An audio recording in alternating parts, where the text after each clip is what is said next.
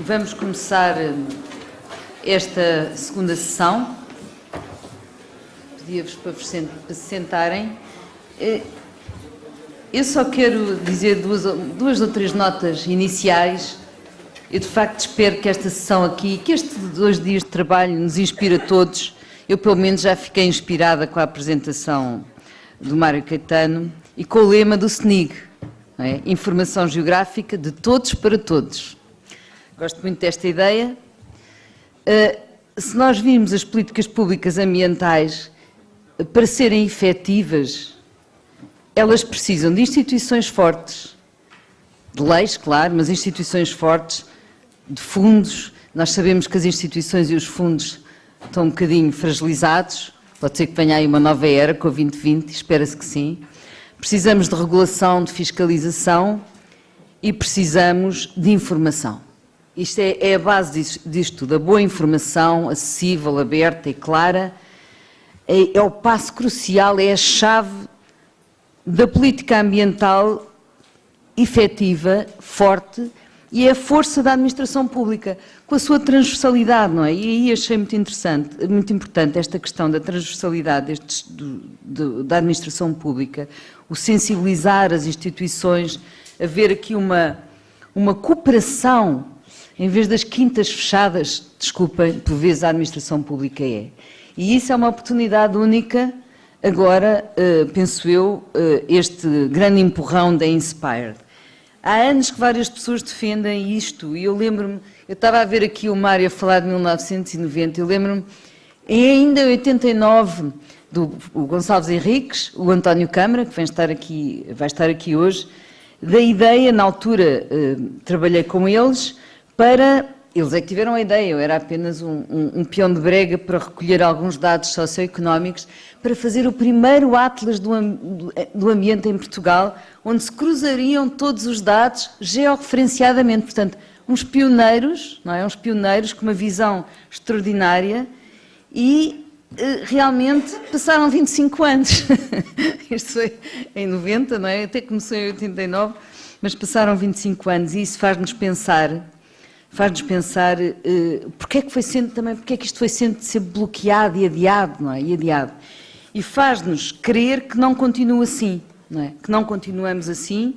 Também conheci depois, mais tarde, talvez uma das primeiras vezes que eu vi falar mais entusiasticamente da diretiva Inspired, com o SIARL, o Sistema de Informação, o Sistema para a Gestão do Litoral, de Informação para a Gestão do Litoral, que é um sistema, penso que muito interessante, quando eu conheci na altura, mas que também parou, penso eu, não sei como é que está a situação, espero que agora vá para a frente. E agora estamos com o Web Summit e, de facto, se isto fosse uma startup aqui, que vou usar os termos deles, tinha pegado, não é? Vai pegar e julgo que a administração pública pode dar aqui um salto enorme. E o Mário sublinhou uma coisa muito importante, que é a vossa força enquanto técnicos da administração pública, porque os políticos passam, os ministros passam e quem fica são os técnicos, não é? Quem fica são as pessoas que estão a trabalhar e que se envolvem e por isso se conseguirem criar uma rede, se estabelecerem uma rede forte entre vocês, eu acho que isso cria um movimento imparável independentemente de quem vem para aqui dirigir o Ministério, enfim. E por isso não deixem esta tarefa de lado, porque é muito importante dotar a Administração Central de um instrumento baseado no tal sistema de informação integrada, georreferenciada, para apoio à decisão, não é? E para permitir ao cidadão, como foi aqui dito, aceder a toda a informação. Portanto, vou dar início a esta sessão, espero que saiamos daqui todos mais inspirados e realmente com convicção. Acho que convicção é a palavra certa para... Como o Mário acabou a intervenção dele, é isso que faz as coisas acontecerem. E sente-se aqui convicção. Basta pensar que havia pessoas que queriam vir à tarde e não se conseguiram inscrever. Está muita gente interessada nesta iniciativa hoje. Portanto, vamos ter aqui 4 apresentações, uma do SNIAMB e Políticas de Ambiente, do Joaquim Pinto da Costa, vou já apresentá-lo, da APA, da Agência Portuguesa do Ambiente. É licenciado em Engenharia do Ambiente da FCT-UNL e é atualmente o diretor do Departamento de Tecnologias e Sistemas de Informação da APA. Portanto, tem uma boa escola, vem do Câmara, não é? E tem trabalhado em modelação e matemática e acompanhou várias diretivas ambientais, especialmente a Diretiva Cheias e a Diretiva Quadro da Água, que é outra diretiva muito importante. Em seguida, teremos do SNIT, não é? Serviço Público de Informação, Gestão e Colaboração sobre o Território, a Ana Cristina Antunes e a Regina Pimenta, que são da Direção-Geral do Território. A Ana Cristina Antunes é geógrafa, também agora da UNL, mas das Ciências Sociais e Humanas, e tem neste momento a chefe da Divisão de Informação e Gestão Territorial da DGT. E a técnica superior do quadro do ICNF, portanto vai falar sobre o ICNF também. Funções, hoje não. Pronto, e é coordenadora do projeto, enfim, coordena várias coisas, vou abreviar um bocadinho os currículos para dar tempo para o debate. E a Regina Pimenta é licenciada também em Engenharia Geográfica e mestre em Engenharia Civil por Coimbra, Universidade de Coimbra, e está da Administração Pública desde 93, e entre 2014 e 2000 está a licença em vencimento. Exerceu funções da Direção Técnica de Programa Internacional de Áreas de Cadastro Predial e Sistemas de Informação, muito importante também. E recentemente, já está outra vez na DGT, e é técnica superior. Depois vamos ter, dos serviços, muito importante, da Direção-Geral dos Recursos Naturais, Segurança e Serviços Marítimos, a Elizabeth Dias e o Henrique Marinho, mas é o Henrique Marinho, não é, que vai falar. E que o Henrique, portanto, a Elizabeth Dias é licenciada em Geologia, mestre em Ciências em SIG pela Nova, não é? E tem experiência na utilização de SIG e agora exerce funções na Direção-Geral dos Recursos Direção-Geral dos Recursos Naturais, Segurança e Serviços Marítimos, e está envolvida na Diretiva Quadro da Estratégia Marinha, que é extremamente importante também. E o Henrique Tato Marinho é licenciado, é paisagista e mestre em SIG pela Universidade Técnica de Lisboa, que já não existe a técnica, agora é só a Universidade de Lisboa, e lecionou, portanto, neste momento está, onde é que está agora? Coordenador do Sistema de Informação de Património Natural entre 2005 e 2015, e presidente da APAP, da Associação dos Paisagistas, também já foi até 2008, e é responsável pelos sistemas de informação do ICN, foi responsável até 2012. Portanto, os dois vão falar sobre isto e, finalmente, teremos a Ana Santos, do INE, está aqui ao meu lado esquerdo, vai falar sobre as infraestruturas de informação geográfica nas estatísticas oficiais, contexto e exemplos de aplicação. É licenciada em Geografia e Planeamento Regional, também pela Nova, e representa o INE agora no tal Conselho de Orientação dos Sistemas Nacional de Informação Geográfica, o COSNIC, que foi aqui apresentado anteriormente.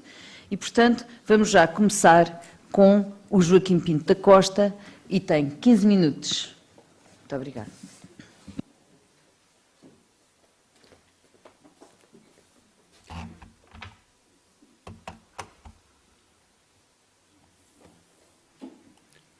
Bom dia a todos, ilustres colegas. Quero agradecer, antes de mais, à DGT por este simpático convite. Vir aqui apresentar o SNIAMB. Não sei se isto está a ouvir. Estão-me a ouvir? É um clássico. É preciso carregar. E agora? Já está? Fantástico.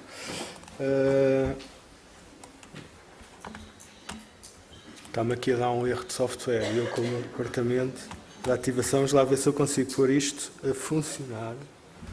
F5. Isto nestes momentos. Pronto, já está.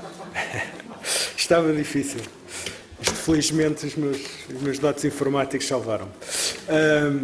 Pronto, eu vou falar sobre o Sistema Nacional de Informação do Ambiente, o SNIAMB. É um sistema antigo, mas que com a criação da nova APA foi completamente reestruturado e espero, enfim, conseguir, eu acho que divulgar, porque ainda há muito desconhecimento sobre a quantidade enorme já de informação que nós temos aqui. E, portanto, eu vou falar um pouco de informação ambiental, vou falar de algumas características mais técnicas do SNIAMB e depois, muito em concreto, das diretivas ambientais que o SNIAMB suporta, porque é disto que essencialmente estamos a falar e depois concluo rapidamente. Ora bem, a recolha, tratamento, gestão e análise da informação ambiental ocupa várias equipas e largas centenas de técnicos da administração pública, quer na APA, quer nas CCDRs, autarquias, etc. Para além do grande consumo de recursos internos, também as mais variadas entidades de cidadãos, para cumprir as suas obrigações ambientais, gastam muito tempo e muito dinheiro a reportar dados ambientais. Gasta-se tanto tempo que praticamente se fica sem ele para o mais importante, que seria analisar os dados. Eu muitas vezes dou com este paradoxo, não é? Nós gastamos tanto tempo a recolher, a gerir, a armazenar os dados, depois ficamos sem tempo para os analisar, para procurar padrões e tendências que permitam elaborar pareceres, propor decisões que se reflitam em legislação, que garantam o bom estado do ambiente, que é isso que nós todos queremos, e que melhora a nossa qualidade de vida dentro dos limites dos vários recursos naturais que a APA tem a obrigação de proteger. Na APA, as campanhas de recolha de informação tipicamente ocorrem no primeiro trimestre, por causa das obrigações de reporte, e são extremamente desgastantes para nós e para a nossa infraestrutura. Para vocês terem uma ideia, no primeiro trimestre do ano, nós temos 80% da carga nos nossos principais sistemas. E 60% dessa carga, à boa maneira, enfim, de deixa tudo para o último mês, ocorre no mês de março. Nós chegamos a ter mais de 12 mil utilizadores a reportar, num só dia, a reportar de mapas integrados de registro de resíduos. Isto leva ao limite as nossas capacidades tecnológicas, de telecomunicações e até de atendimento presencial. E, portanto, isto é realmente um trabalho enorme, não é? Que nós temos, que a administração toda tem, não é só a APA, e que nós impomos também aos sujeitos que têm obrigações ambientais. E isto tudo para quê, não é? Para que é que servem estes dados todos? A APA tem a obrigação de reportar a informação ambiental periodicamente para satisfazer as mais variadas diretivas, a IONET. Temos cerca de meia centena dos chamados envelopes and subcollections. Muitas são da água, há muitas obrigações relativas à água, desde logo a Diretiva Quadro da Água, nas suas inúmeras vertentes, das águas balneares, da Diretiva das Cheias, das águas residuais urbanas, etc., mas também de outras componentes ambientais, emissões atmosféricas, resíduos, ruído, o registro de emissões e transferências poluentes, o chamado PRTR, prevenção de acidentes graves, com a CVS, pago, etc. Para além do reporte ao UE, temos que reportar a muitas outras instituições, algumas delas aqui, desde logo ao INE, direto ou indiretamente ao Eurostat, ao OCDE, até às Nações Unidas, no caso do PRTR, à nossa tutela, enfim, a todas as mais variadas entidades. Os dados recolhidos, portanto, é suposto serem usados para definir políticas ambientais a nível nacional e também para a cooperação internacional, nomeadamente ibérica, que é importante para nós todos. Muitos de nós estivemos recentemente em Barcelona, na Conferência Inspire, estão aqui várias pessoas que eu sei que estiveram lá, no final de setembro, e a Comissão apresentou um relatório que eu acho extremamente interessante, que eu estive a ler com alguma atenção, está disponível naquele link, ainda está numa versão draft, mas basicamente este fitness check tem resultados interessantíssimos, alguns até preocupantes, mas é relativo à monitoração e reporte dos Estados-membros. Eles identificaram cerca de 178 obrigações de reporte ambiental. Vocês vejam bem a quantidade, enfim, de informação que é obrigatório nós reportarmos. E o que eles pretendem avaliar é se isto de facto serve para identificar medidas concretas e eficazes para introduzir na legislação ambiental. E já agora, se depois conseguem recolher as evidências do impacto dessa legislação teve no ambiente, se de facto a qualidade do ar, de facto, depois de sair a diretiva Quadro do Ar, de facto melhorou, se piorou, ou a qualidade das massas de água, ou o que vocês quiserem. Também pretendem avaliar se estão a ser aproveitadas novas tecnologias para recolha, transmissão e reporte de dados. O Copérnicos, onde se gastou tanto dinheiro via ESA, está de facto a ser utilizado, os dados que está a produzir. Que tecnologias estão a ser usadas para tornar o reporte mais eficaz? Até que ponto o reporte formal, que eu tenho que ir lá e fazer o upload de uma base de dados, de um fecheiro qualquer em Access, ou o que quer que seja, pode ser substituído por técnicas de harvesting automático, como temos no Inspire? Até que ponto isto pode ser? Até que ponto os dados que eu estou a reportar, não estou a reportar várias vezes, como tantas vezes acontece, eu reporto o mesmo dado para um sítio, para outro sítio, para outro sítio, quando na realidade, às vezes até pelo meio com umas versões um pouco diferentes, porque os dados estão em mutação permanente, quando na realidade podia ser reportado uma só vez e depois utilizado para vários fins. E o reporte está a ser útil para o processo de decisão. Aqui, o que nós vemos nestes gráficos são interessantes, naquele ali do outro lado, o grosso dos temas de reporte realmente tem a ver com resíduos, logo seguido da água e do ar, E depois há aqui um gráfico abaixo da frequência de reporte. Há dados que são reportados todos os anos, há dados que estão a ser reportados de 6 em 6 anos, mas a coisa, enfim, mais perturbadora deste slide que aqui está é aquele gráfico em baixo, em que diz o número de dias desde que existe a obrigação de reporte, que eles avaliaram em média, e os dados são efetivamente reportados pelos Estados-membros. E chega a haver 2 anos de atraso. Agora a pergunta provocadora é, se eu tiver uma informação com 2 anos de atraso, ela serve para quê? Bem, serve para alguma coisa, certamente, mas para que é que ela serve? Será que é mesmo efetiva?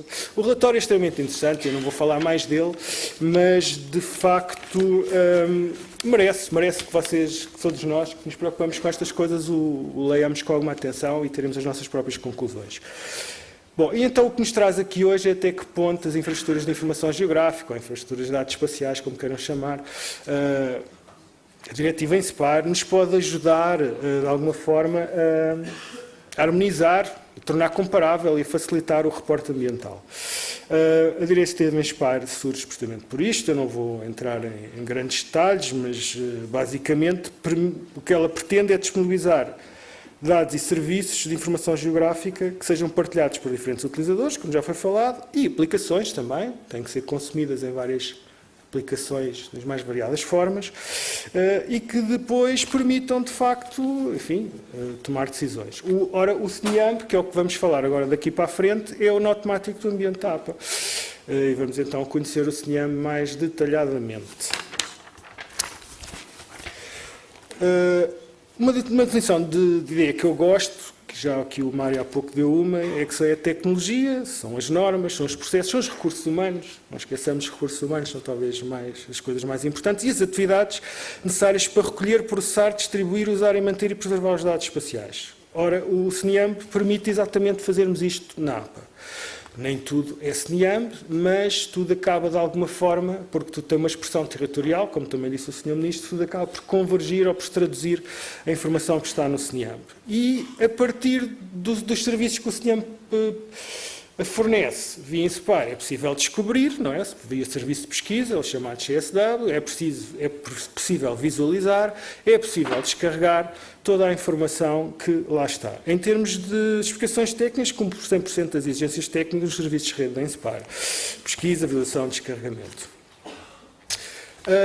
Os dados do CNIAMP estão todos, sem exceção, abertos e disponíveis para visualização, consulta e descarga. Não temos, felizmente, necessidade de ter nenhum dado que não possa ser descarregado. Existem, sim, dados confidenciais que só estão disponíveis para os internos, sobretudo dados que têm a ver com licenciamento ambiental das mais variadas formas, como é evidente, não podemos, até por direitos às vezes de autor, disponibilizar, mas fazemos muitas vezes, nós, usando vistas geográficas, retiramos a parte confidencial dos dados, ou fazemos agregações e, apesar disso, ainda conseguimos disponibilizar alguma informação ao público relativa, que sim que tem como base dados confidenciais. Depois, todos esses serviços são disponibilizados com o serviço OGC, o Open Geospatial Consortium, WCS, WMS, WFS, já falámos, e até também como os, enfim, persistentes shapefiles, não é? Que acaba por ser muito útil para quem não, enfim, quer usar aquilo de uma forma pessoal, e inclusivamente, com base nisto, o que é que nós conseguimos? Nós temos integração plena, estes serviços estão publicados, são descobertos, são recolhidos automaticamente a um harvesting automático para o SNIG e, muito futuramente, esperamos para o SNIMAR, estamos a trabalhar nisso com os colegas que estão responsáveis pelo SNIMAR, e até as coisas mais insuspeitas, como esta Spatinet, que faz um software house finlandesa que vende serviços de monitorização, de repente nos estavam a aparecer por todos os lados, porque eles estão constantemente a monitorizar os nossos serviços, e foi um bocado engraçado constatar isso, porque até acabam por ser úteis, nós conseguimos ver que os serviços estão 100% em pé, quantos dias é que tiveram em baixo, coisas engraçadíssimas, mas portanto ficam descobertos, é possível descobri-los por outros softwares de uma forma automática, sem qualquer intervenção humana. Isto é muito importante, os serviços. Talvez não seja importante a nível pessoal, mas é muito importante, nós temos que apostar cada vez mais na comunicação entre máquinas. Isso até há alguns tempos, para a informação geográfica, A prática era chegar a um site qualquer e descarregar o shapefile e abri-lo no nosso computador com software qualquer. Nós temos que mudar esse paradigma. O que existe agora são serviços, web services, sejam geográficos, sejam outros quaisquer, em que os sistemas interoperam entre eles de uma forma mais automática possível. Nós não temos, a nível das administrações, das entidades, não podemos andar constantemente a descarregar fecheirinhos para um lado e a carregar no outro, que estão automaticamente e imediatamente atualizados. Portanto, todos os temas importantes que estão no CNIAMP, não estão para todos, porque às vezes nos faltam recursos, mas são mais de 100 temas que estão disponíveis como serviços. Alguns já são serviços de Inspire, não todos, para alguns já foi possível fazê-lo, e são estes serviços que depois são disseminados um pouco por todo lado. Neste slide aqui, eu mostro um exemplo do que é que se consegue fazer com esta abordagem.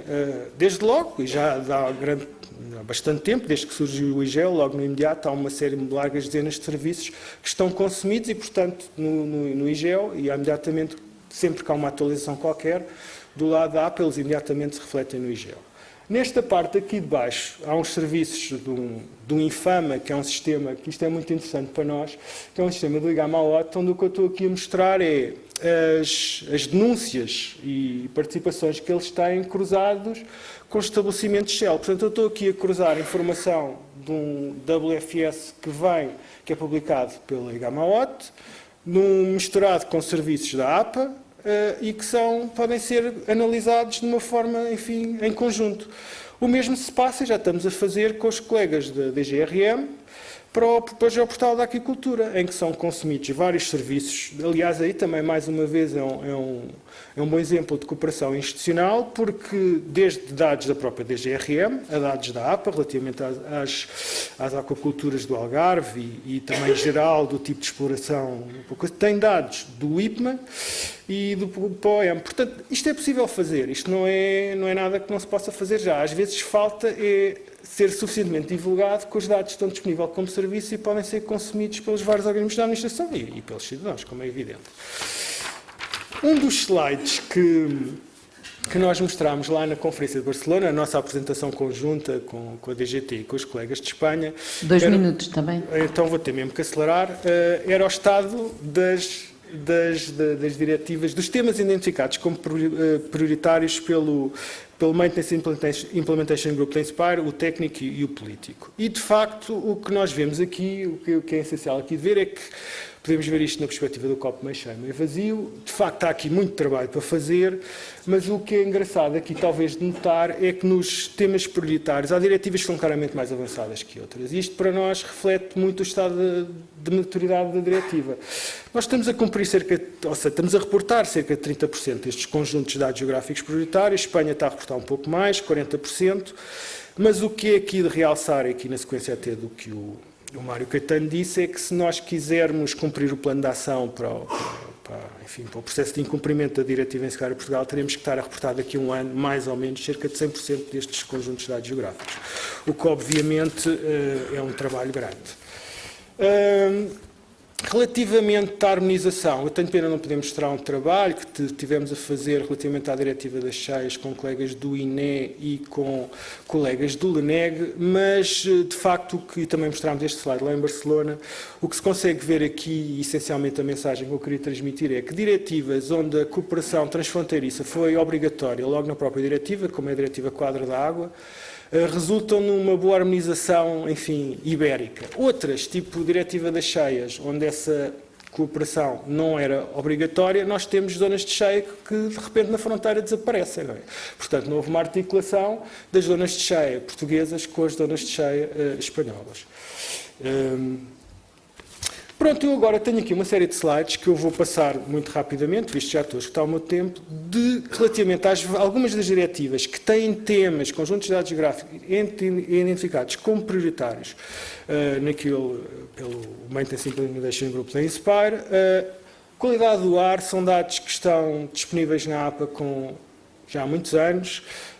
Estão disponíveis via CNIAMP, estão disponíveis para descarga à rede de monitorização, estão disponíveis no que nós chamamos os visualizadores de nutrição que são, eu a qualquer altura posso ver a rede de qualidade do ar com os últimos dados para o dióxido de azoto, estão disponíveis e com link direto para o Qualar, tudo isto é possível aceder e descarregar.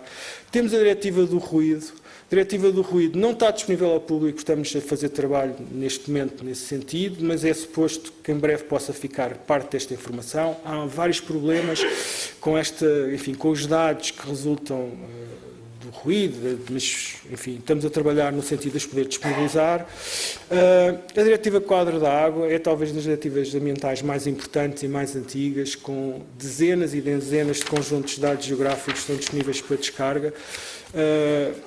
Estão lá, é consultar. Liga diretamente ao SNIR, obviamente. Muitas destas coisas eu posso, quer dizer, estou a ver a informação geográfica, mas de repente já estou a ver uma série temporal no SNIR. A própria diretiva das cheias, mais recentemente, está lá tudo, quer como possível para descarregar e visualizar, querem com visualizadores específicos para avaliarem o impacto, enfim, nas populações, enfim, equipamentos, etc. Portanto, é possível fazer isso, os dados estão disponíveis. A diretiva das qualidades das águas balneares, é algo que me diz muito, eu utilizo a praia o ano todo.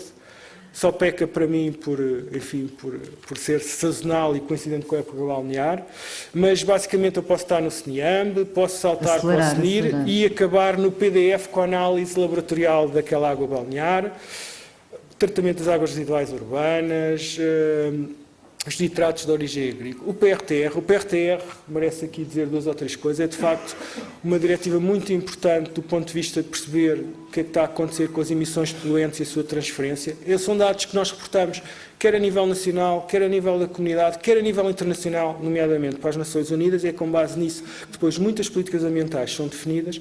Todo este processo é feito com web services, não está tudo disponível para descarregar no CNIAM, porque estamos, enfim, esperamos em breve também melhorar um pouco a informação que lá está. Prevenção de acidentes graves, toda a gente certamente se lembra do acidente de Seveso, com base nisso a Comissão fez esta diretiva, estamos agora a implementar a Seveso 3, Sim. Todos os dados estão lá, estamos a atualizar o cadastro, o EMAS de ecogestão, os próprios resíduos, está lá muita informação já disponível sobre resíduos, desde logo aqueles mapas, etc, etc. Os PCBs é uma diretiva assim mais desconhecida, mas todos os postos de transformação, sobretudo, até aquele que existe lá na APA e no outro ATV, tem PCBs, são precisos ser retirados do ambiente. Bom, esta é a última. Concluindo, visto que já me excedi no meu tempo. Já me excedi. Pronto, mas posso concluir, não posso? Vou concluir. Bom, há 4 anos nós começámos este caminho, isto tem sido um trabalho árduo, de facto.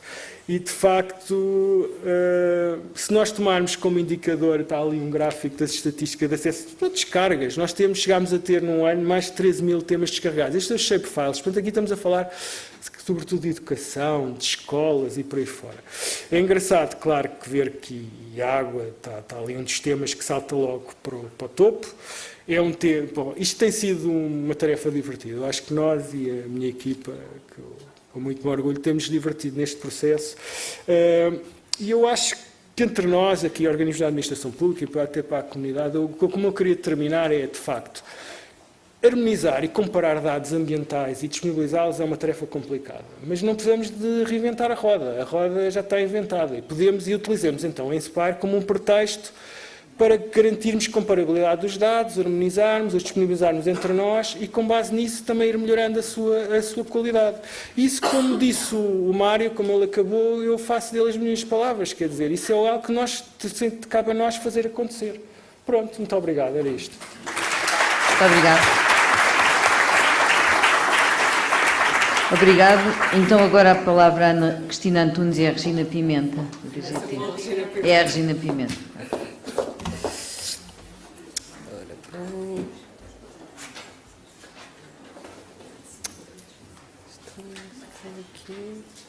Qual é que é a nossa? Este.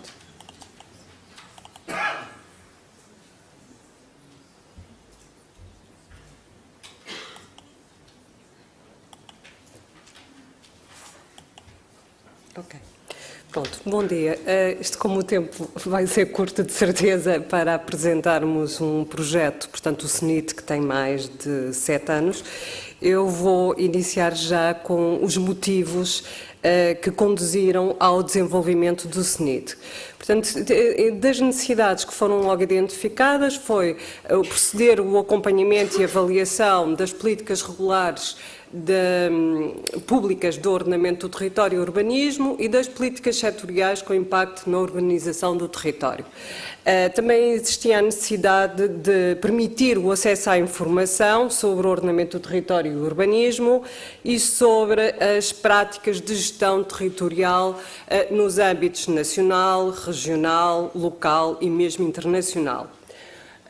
Também uma das outras necessidades sentidas foi permitir o acesso e a partilha e o cruzamento da informação com outras entidades nacionais e internacionais interessadas no ordenamento do território. Portanto, já aqui foi falado na partilha da informação, da disponibilização da informação e, portanto, essa foi sempre logo uma das necessidades e um dos requisitos para o desenvolvimento do SNIT.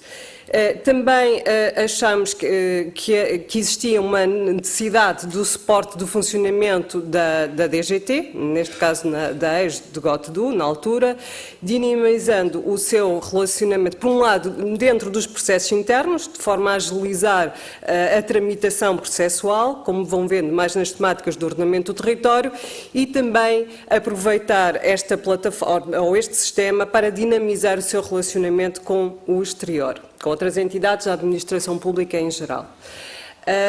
Por fim, também promover a concretização dos objetivos do governo eletrónico, portanto, iniciativas na altura do ano de 2007, criando as condições para o exercício mais efetivo dos direitos de cidadania. Portanto, todos estes vetores, ou digamos assim, foram motivos para que no ano de 2007 se iniciasse o desenvolvimento do Sistema Nacional de Informação Territorial.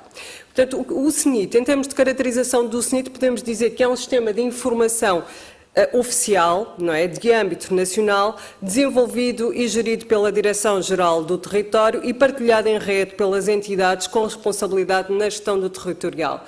Presta um serviço público de informação sobre o território nacional e o estado do ordenamento do território e serve finalidades de acompanhamento e avaliação da política de ordenamento do território e do urbanismo.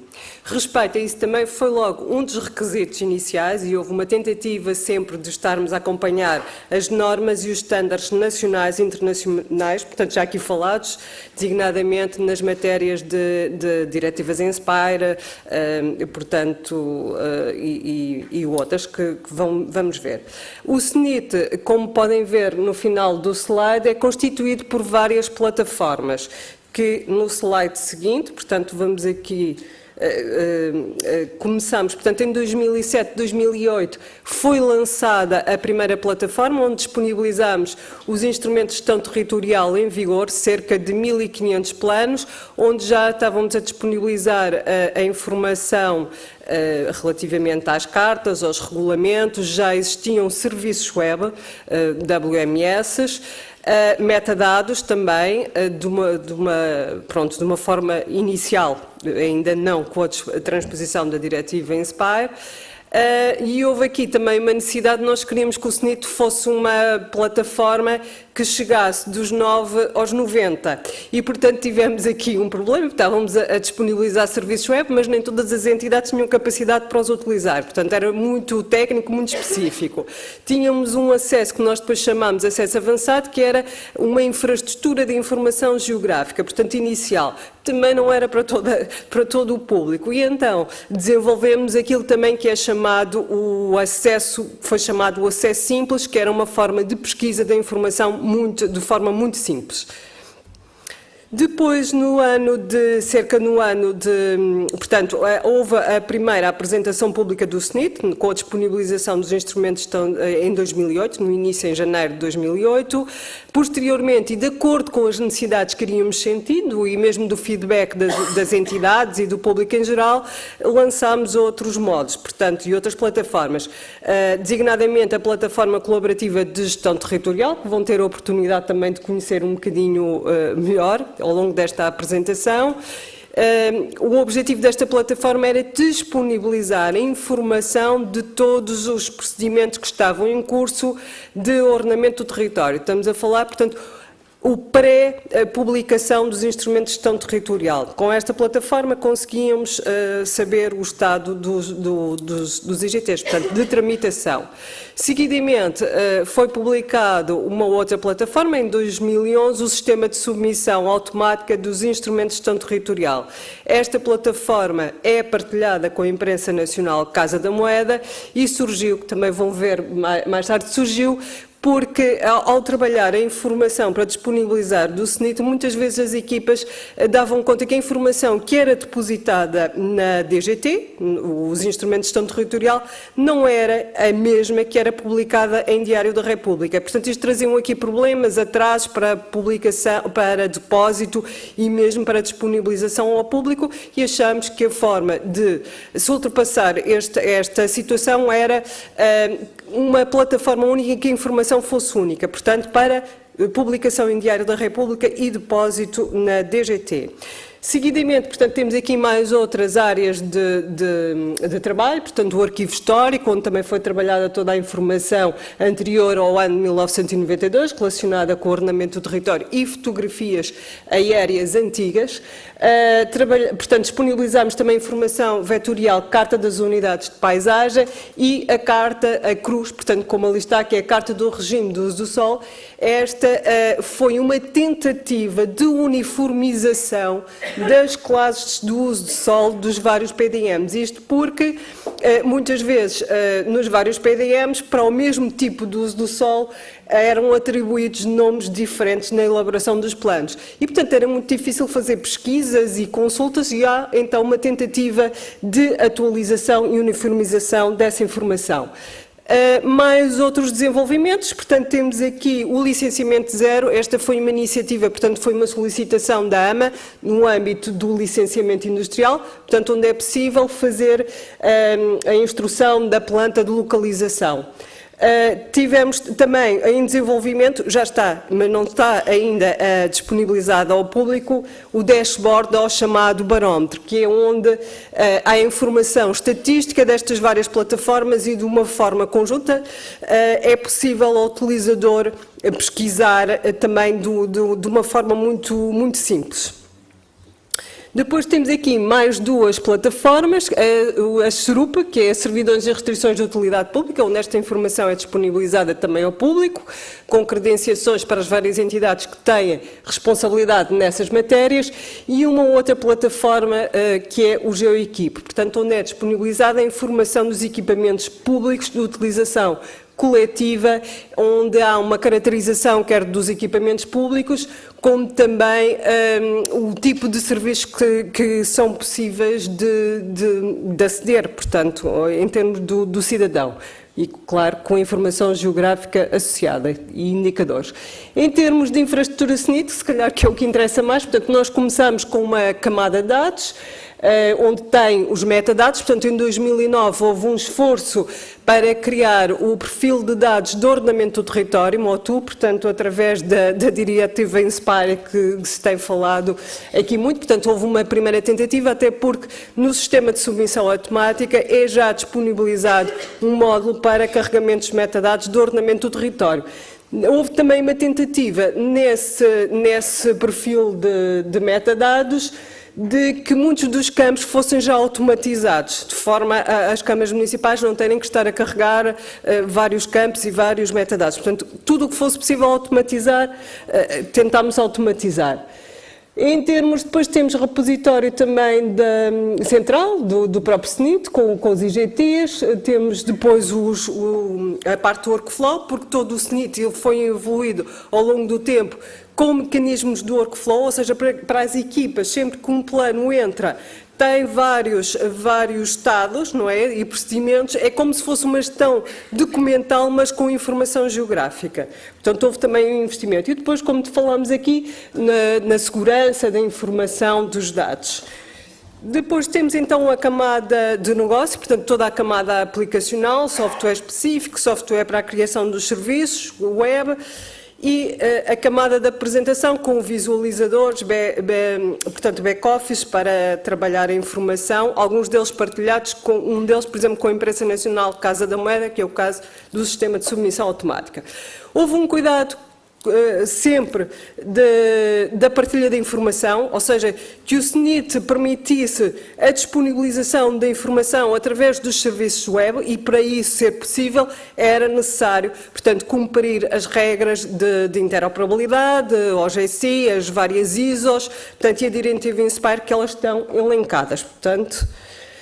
Em termos de concretização, rapidamente aqui estou a ver a concretização, isto era para mostrar que estas infraestruturas de informação geográfica não são fáceis quando se começa do nada em 2007 e, portanto, houve aqui um investimento na parte inicial, com um plano estratégico, com a constituição da equipa, que nem sequer existia equipa, procedimentos administrativos e o fundamental, submeter a candidaturas, não é? Que foi o caso do POAP e foi mais tarde, em 2009, o SAMA. Depois tivemos aqui também as equipas gastaram bastante tempo na preparação da informação, portanto estamos a falar dos desmaterializar tudo o que eram os planos do ordenamento do território, proceder à georreferenciação, mosaicagem, carregamento de metas-dados, criação dos serviços web. Em termos de infraestrutura informática também teve que ser feito um investimento, na ES do GOTDU não tinha equipamento para avançar com uma infraestrutura desta natureza e, portanto, houve que começar quase do início.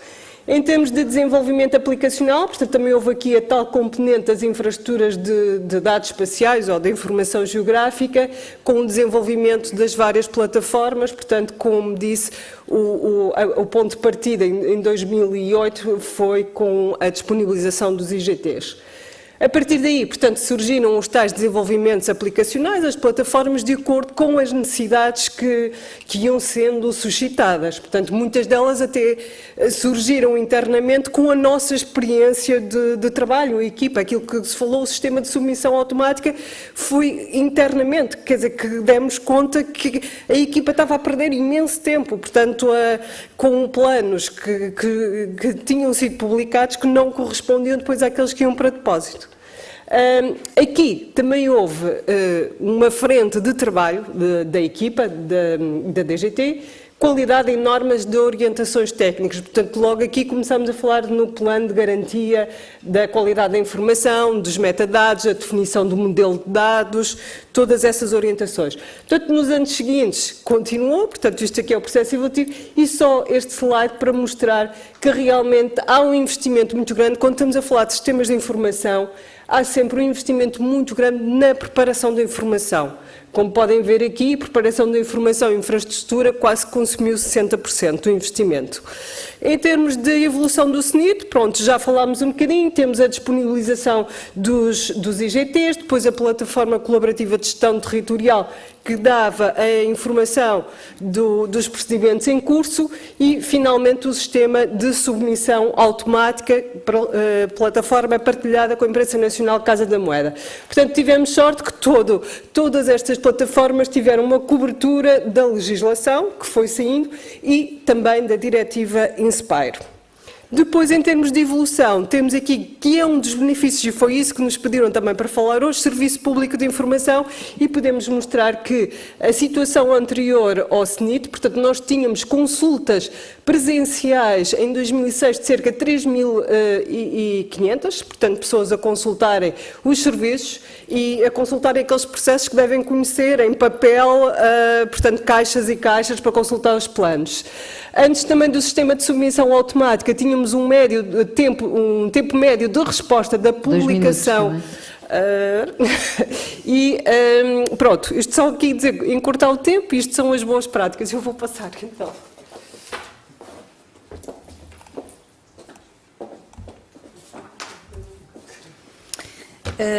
A engenheira Regina apresentou, de certa forma, o SNIT e, em continuidade com o que acabou de ser apresentado, há uma melhoria das plataformas existentes ou novas plataformas que se articulam no SNIT. Por constituir um marco importante, vou voltar a falar no SAIGT, porque, de facto, as duas iniciativas que a DGT atualmente está empenhada articulam-se com o SAIGT. Portanto, a DGOT2, em parceria com a Imprensa Nacional, desenvolveu uma plataforma informática, como acabaram de ouvir, e que entrou em funcionamento em 1 de julho de 2011. A designação do acrónimo SAIGT é Sistema de Submissão Automática de Instrumentos de Gestão Territorial, e o objetivo tinha a ver com publicar os IGTs em Diário da República e proceder ao depósito automático na DGOT2, agora DGT. Esta plataforma, esta aplicação é residente no SNIT e é suportada nos servidores da DGT. É uma plataforma informática exclusivamente acessível às administrações públicas. É uma versão 2 em funcionamento a partir de abril de 2015 e foi otimizada a partir das duas anteriores. É acedido mediante um sistema de acreditação oficial, o mesmo que é utilizado para a publicação dos atos administrativos no Diário da República, e executa o envio simultâneo da informação para publicação e para depósito após o respectivo carregamento pela entidade responsável pelo plano ou programa territorial.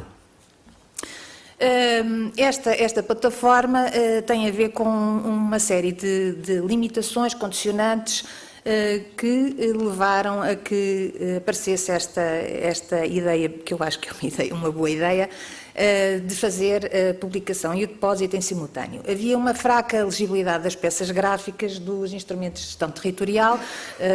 Eu, pelo menos, ainda sou desse tempo em que, quando era publicado um plano, íamos ao Diário da República e conseguíamos ler o regulamento, mas a parte, de facto, das plantas era uma pastelada muito grande, era um borrão, e, portanto, havia muita dificuldade e, inclusivamente, essa fraca legibilidade punha em causa a validade jurídica, inclusivamente, dos atos publicados. Portanto, havia também a morosidade no depósito dos IGTs, 25% dos IGTs não eram depositados no prazo legal, havia IGTs que não eram depositados, 15% das entidades nunca depositavam o plano, eu tive essa experiência no próprio ICN. Incongruências entre peças depositadas e publicadas, como a Regina já tinha referido, implicava uma grande perda de tempo no esforço e controle de correção. Havia uma grande diversidade de suportes e formatos, havia um carregamento manual de metadados que dependia da iniciativa dos produtores e não garantia que acompanhava a aplicação dos IGTs, e havia, obviamente, um elevado consumo de recursos. Portanto, o que acontece agora é que a publicação em Diário da República tem uma planta e um regulamento, e há uma ligação entre a publicação e o SNIT. A publicação no Diário da República desencadeia a emissão... Ai, não carreguei no slide, peço desculpa. A publicação, portanto, aqui o que vemos é aquilo que eu acabei de referir, neste caso é o PDM de Cascais. Há uma ligação através de um link do Diário da República, onde podemos disponibilizar a carta, respeitando ao IGT, e esta publicação no Diário da República desencadeia a emissão automática do número de depósito. A emissão do número de depósito desencadeia o procedimento de disponibilização do SNIT através de uma ferramenta de gestão de processo suportada em workflow. A seguir, isto aqui, no fundo, tem o processo em que a Administração Central, a Administração Regional e Local acedem à plataforma, carregam os seus dados, estes dados, as peças escritas, como já referimos, e as peças gráficas e os metadados são carregados no SAIGT e depois são disponibilizados no SNIT as peças escritas, designadamente o aviso de publicação, a deliberação de aprovação, o regulamento e as peças gráficas que constituem os planos, que são as plantas de ordenamento e a planta de condicionantes, mais os metadados e a dinâmica dos IGTs. É também disponibilizado nos serviços web, ferramentas de pesquisa, visualização de IGTs, sobre mapas, regulamento, dinâmica, legenda. E ainda consumo de serviços standard OGC da WMS, com integração na visualização do conjunto de peças gráficas dos IGTs. Vou-vos falar de seguida, só muito rapidamente, na REN digital, que no fundo, sendo uma restrição de utilidade pública, não é um IGT, mas vai fazer parte desta plataforma SAIGT. Vai poder ser publicada a delimitação da REN e depositada na DGT através desta plataforma. Isto implica que o próprio diploma do SAIGT, portaria 245 de 2011, seja adaptada para acolher esta REN digital. É uma medida simplex e a DGT está empenhada em executá-la até ao 4º trimestre de 2016.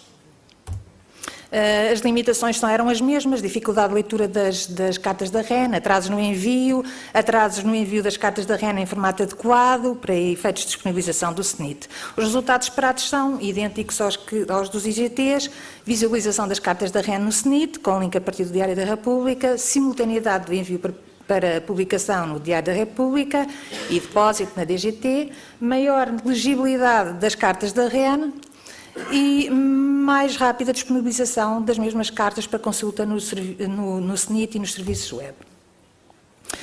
Outra plataforma que vai ser alocada no SNIT ou articulada com o SNIT é, de facto, a planeamento territorial online. Também é uma medida simplex, é diferente da PCGT anterior, portanto é uma nova versão e pretende fazer o acompanhamento de toda a formação dos planos territoriais.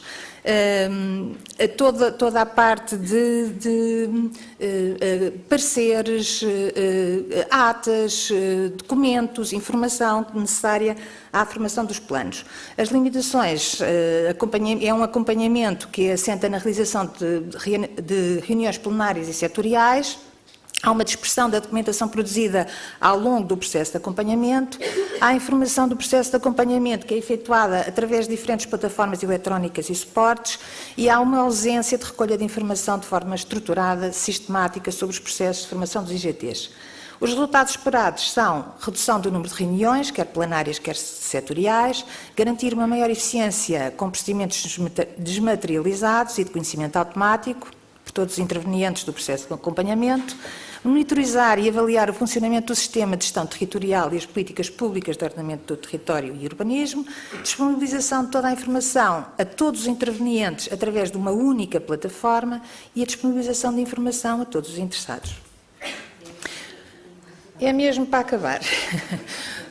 Ora, o que estas plataformas e este Sistema Nacional de Informação Territorial têm impacto, obviamente, no quadro das políticas públicas, no acesso à informação, na atualidade da informação, na qualidade da informação, se quisermos falar de participação e cidadania, no ordenamento do território, no quadro de referência dos modelos territoriais, na monitorização e avaliação dos IGTs, na informação de suporte e contexto para IGT e projetos, e na modernização administrativa pela desmaterialização, pela simplificação de processos, pela gestão colaborativa e pela economia de meios e recursos.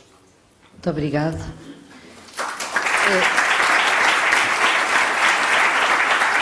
Deixei de rapar aqui um bocadinho de dentro das boas notícias, a REN digital, por exemplo. Então agora passava a palavra a Henrique Marinho, da Direção-Geral de Recursos Naturais, Segurança e Serviços Marítimos. A Elizabeth está ali, depois está bem, vai falar aqui. E não façam a mesma coisa que a DGT, que aproveitou duplicar, quase.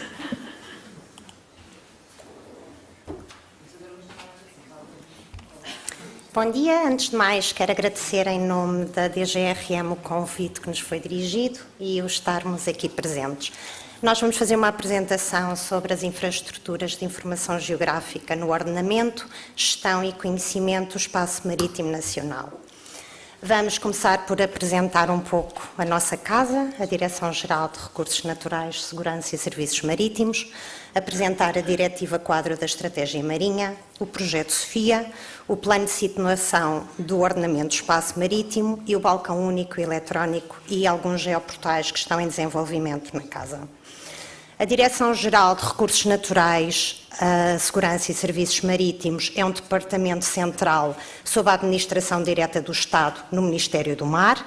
Tem por missão a implementação de políticas de preservação e conhecimento dos recursos naturais marinhos, a execução das políticas de pesca e de aquicultura, incluindo a regulamentação, a inspeção, a supervisão, a coordenação e controlo dessas atividades, serviços marítimos e portuários, no que respeita à segurança e à proteção, e a monitorização e conservação do meio marinho.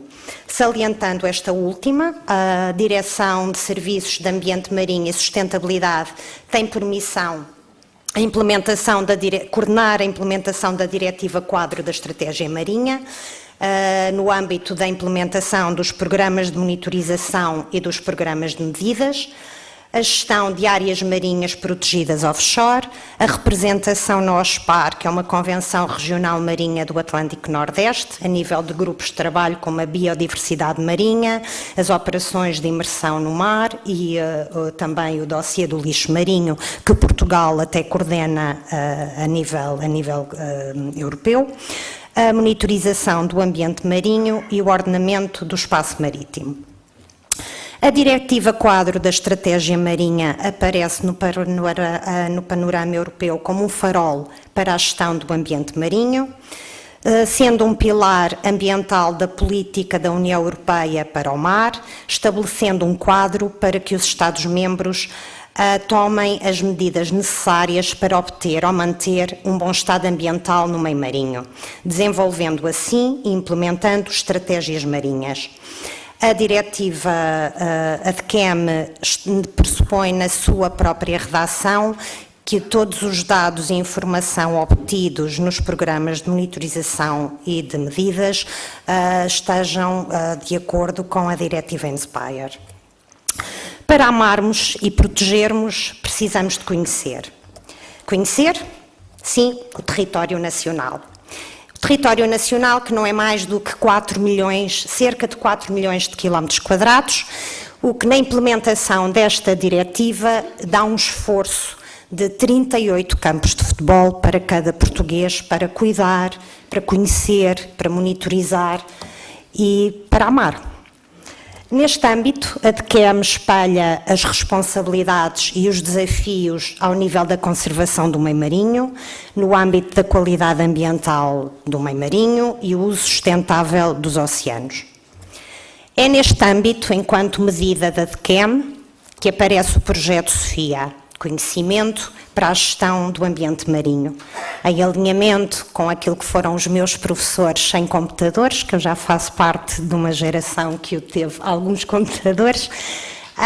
Acreditamos, a DGRM acredita na capacitação técnica dos quadros da administração pública e este é um projeto que aparece para dar resposta a esta capacitação a nível do meio marinho. É uma plataforma que mergulha na literacia sobre o mar português, tomando por referência o conhecimento. O nome escolhido é uma homenagem à grande poeta do mar, Sofia de Mello-Breiner, que tanto nos inspira para o saber e para o mar. Este projeto é cofinanciado pela ZIA Grants, que é um mecanismo financeiro do espaço económico, que permite a países como a Islândia, o Liechtenstein e a Noruega financiarem iniciativas e projetos para fortalecer relações bilaterais. Este projeto é uma parceria de sucesso entre a DGRM, a Faculdade de Ciências da Universidade de Lisboa e a Escola Superior de Comunicação Social. A Faculdade de Ciências que assegura toda a componente letiva formativa e a Escola Superior de Comunicação Social, todo o plano de comunicação.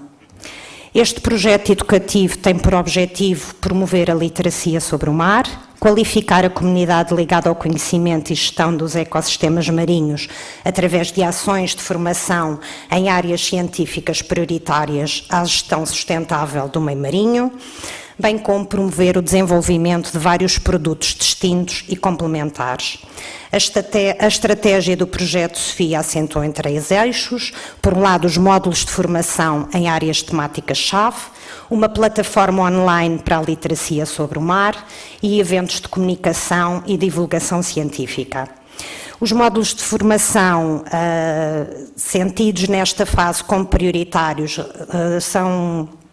relacionam-se com o direito do mar, observação da terra, através de sendo feitos 2 módulos, um com a temperatura da superfície do mar e a cor do oceano, e a outra a aplicação de imagens de radar da abertura sintética, os sistemas de informação geográfica, uma introdução aos SIG através da análise espacial e depois utilizar dados satélite também em ambiente SIG. E depois a nível das ecologias, a ecologia de plataforma continental e os ecossistemas de mar profundo. Nós queremos agora levar este projeto mais além, haja financiamentos para isso. Daqui salientam-se que os módulos de Sistema de Informação Geográfica deram origem a 2 guias que vão estar disponíveis na plataforma online. Aliás, toda a informação produzida no âmbito do projeto Sofia vai estar disponível online gratuitamente, sendo que as ações de formação foram totalmente gratuitas para toda a gente que as frequentou. Os exercícios, no caso das aplicações de SIG, promoveram a utilização de diversas operações de análise espacial, essencialmente aplicadas ao meio marinho, porque este projeto resulta num objetivo de literacia para o mar. Estes foram os vários exercícios em análise espacial, por exemplo, o que será para uma gestão de áreas marinhas protegidas, uma gestão ambiental de dragagens e imersão de dragados, depois a nível de dados satélite, as correções que possam ser feitas, mapeamentos de fundos marinhos e as várias aplicações, alguns exemplos das várias infografias, os vários mapas que foram produzidos no projeto, nomeadamente até uma abordagem ao Model Builder, a publicação de mapas na internet, foram abordados vários temas. A plataforma online para a literacia sobre o mar, onde todos estes guias e a informação e os exercícios que foram feitos nos módulos de formação vão estar disponíveis. Portanto, tem que dar a palavra ao seu colega. Vou já ser muito breve. Portanto, este plataforma online é um website que pretende atuar como uma plataforma, como já foi muito dito nesta apresentação, de literacia, agregando o conhecimento e apoio na gestão equilibrada e sustentável do meio marinho. O outro eixo tem a ver com os eventos de comunicação e divulgação científica, numa abordagem de comunicação que desafiou a busca de soluções inovadoras para os problemas do mar, e foram organizados 2 workshops de comunicação e divulgação de ciência, em Aveiro, no Science Policy Panel on the Deep Sea, e a Conversas sobre o Mar, onde o projeto Sofia convidou uma série de especialistas de relevância a nível português para falar sobre o mar e as várias temáticas do projeto. Esta formação, no âmbito dos SIG, atingiu mais de 80 formandos, provenientes de 23 entidades da administração pública, instituições e laboratórios de investigação científica, empresas do setor e ONGs. Muito obrigada e vou passar a palavra ao meu colega.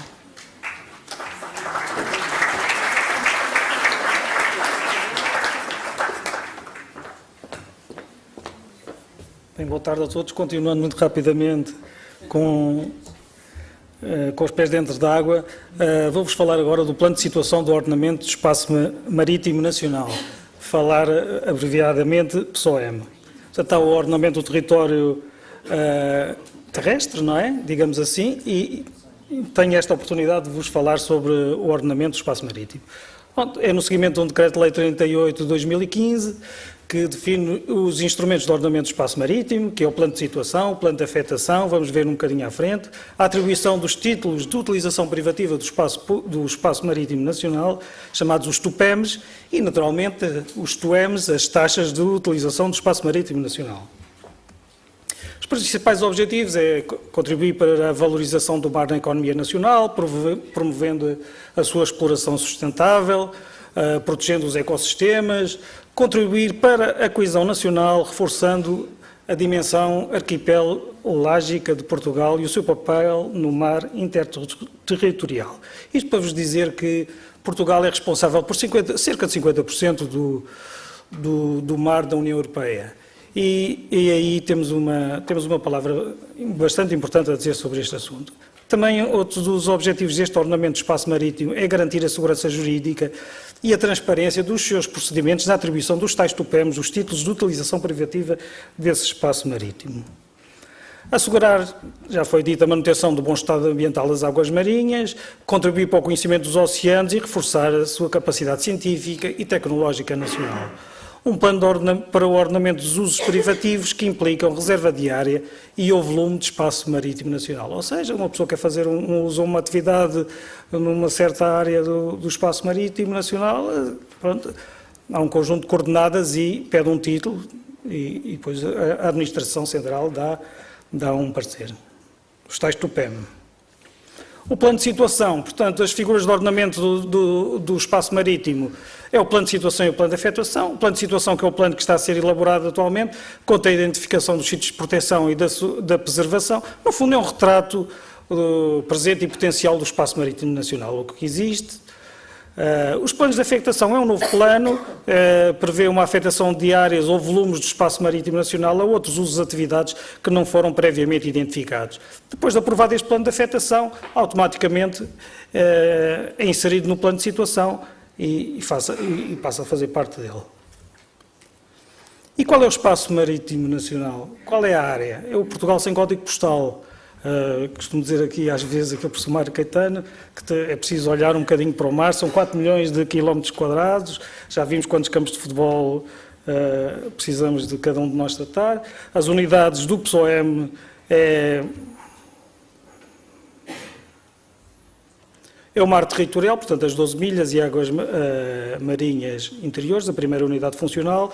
A segunda funcional, zona económica exclusiva das 200 milhas, portanto, são 3 subunidades, o continente, Madeira e Açores, e a plataforma continental, a proposta de extensão. Estão a ver a dimensão do trabalho que temos a realizar, um ordenamento deste espaço. Já vos vamos falar, se tiver tempo, das tais infraestruturas que dão suporte.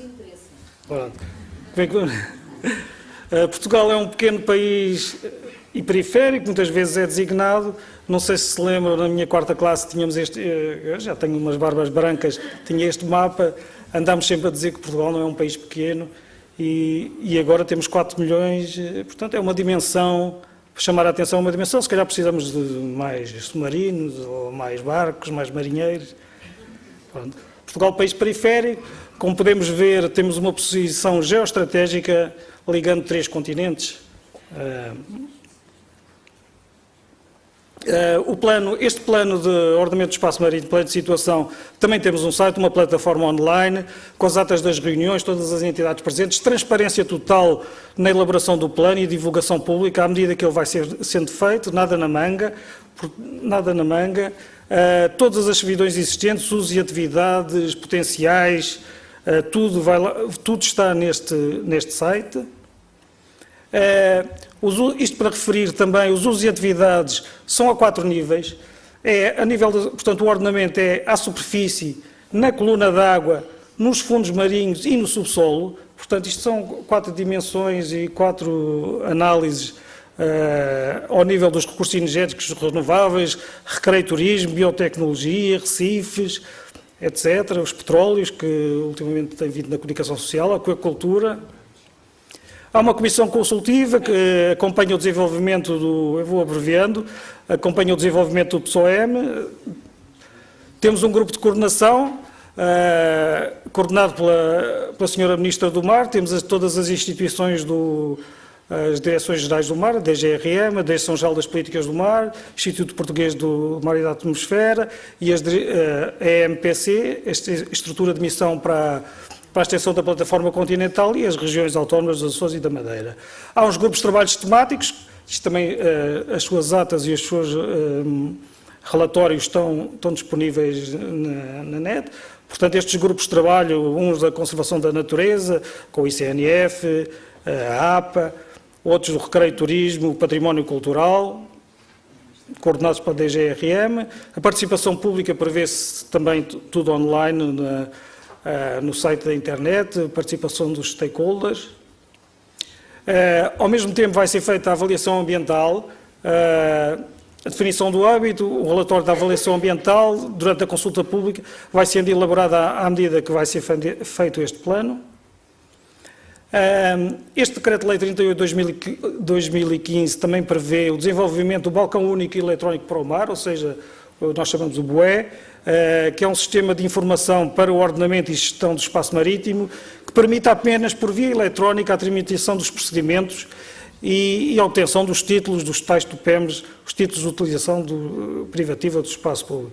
Isto vai ter também um geoportal, um sistema georreferenciado de suporte a essas atividades.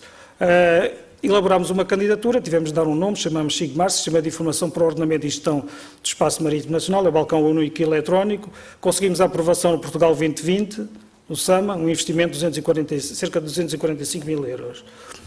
No fundo, é feito um pedido à DGRM de uma atividade no espaço marítimo, portanto, pode ser feito online, num geoportal. Se está de acordo com o plano de situação, imediatamente é emitido um título, pode ser licenças de 25 anos, 50 ou 10 anos. Se o uso ou a atividade não está prevista, será feito um plano de afetação, que depois, de aprovado, integrará o plano de situação. Se for para investigação científica, basta um despacho do Governo e é imediatamente autorizado a sua atividade. Vou tentar abreviar um bocadinho. Pronto, este balcão único... Era bom que... Muito obrigado. Este balcão único eletrónico para o mar, o tal BUE, é bom. Pronto, o caderno de encargos já foi lançado, está um bocadinho atrasado derivado destes constrangimentos orçamentais. Tem sido feito, portanto, pensamos através da plataforma de interoperabilidade da administração pública. Portanto, o geoportal será... Em princípio integrará também, toda a infraestrutura de apoio, integrará esta plataforma. Podemos sugerir à AMA, porque não, a criação de um catálogo de serviços geográficos e a disponibilização de serviços eletrónicos georreferenciados nesta plataforma, de acordo, portanto, também com as diretivas INSPIRE. Os geoportais DGRM, portanto, é a base, é a nossa infraestrutura, a principal infraestrutura de suporte aos trabalhos de ordenamento do espaço marítimo nacional. É a nossa ferramenta de trabalho hoje em dia. Fizemos a primeira experiência, como já foi referido aqui pelo Joaquim Pinto da Costa, no Geoportal de Estabelecimentos de Culturas Marinhas. Foi uma iniciativa da Secretaria de Estado do Mar para fomentar a aquicultura. Partilhamos serviços, consumimos os serviços da APA e de outras, e do IPMA. O próprio Geoportal PSOE, estou a apresentar em primeira mão, vai estar disponível ao público. Portanto, terá toda a informação sobre o mar, um conjunto de temas de diversas instituições. Nós não queremos mais shapefiles, não queremos dados transferidos de um lado para o outro, só pretendemos usar serviços. Seguindo as diretivas em espaço, só queremos serviços, pedimos às instituições serviços mapas, se não tivermos, nós os criamos. No PSOEM já temos um conjunto de informação, serviço online, do Instituto Hidrográfico, APA, IPMA e do ICNF, só serviços de mapas, eles só nos fornecem um link. A cartografia online possui a responsabilidade das diversas instituições, há uma transparência total na atribuição dos títulos, e os dados são sempre atualizados pelas entidades fornecedoras, não precisamos nos preocupar com legendas, é tudo integrado no geoportal. Há uma nova metodologia de trabalho, abandonamos completamente a cartografia em papel, desmaterialização total. O plano é o próprio geoportal, que estará sempre disponível online 24 horas. Há uma nova metodologia de trabalho, já não levamos aquelas cartografias, disquetes, dados, pens para todo o lado, e antigamente ainda eram os reprolares. Não, acabamos com isso tudo. À volta de um projetor, de um computador e um projetor, é a nossa forma de trabalhar. Os nossos dirigentes da DGRM já falam em geoportal, serviço de mapas, WMS, WFS. Tentamos colocar esta cultura. Portanto, a DGT, com a diretiva INSPIRE, que obriga, entre aspas, os serviços a criarem e a desenvolverem os serviços, nós já pensamos sempre logo em utilizá-los. Por exemplo, aqui um exemplo do geoportal Passagos, estão a ver o conjunto de informação, uma porção de níveis, um por cima dos outros, isto é uma tarefa. Se não fosse esta infraestrutura do geoportal, não seria possível fazermos este plano. As principais conclusões, e vou terminar, a formação em SIG aplicada ao ambiente marinho, que a minha colega falou, o projeto Sofia, é decisiva para desenvolver o conhecimento para a gestão do espaço marítimo nacional. Dizemos que em Portugal há mais mar que marinheiros, é uma grande verdade, não temos muitos marinheiros, não temos poucos barcos, já tivemos no passado. Temos é desenvolver noutro nível agora o conhecimento e a cultura do mar. Na informação geográfica, as suas estruturas de suporte são fundamentais e decisivas na aplicação e divulgação destas políticas públicas. A informação geográfica e as suas infraestruturas são fundamentais para a partilha de informação entre as diversas entidades.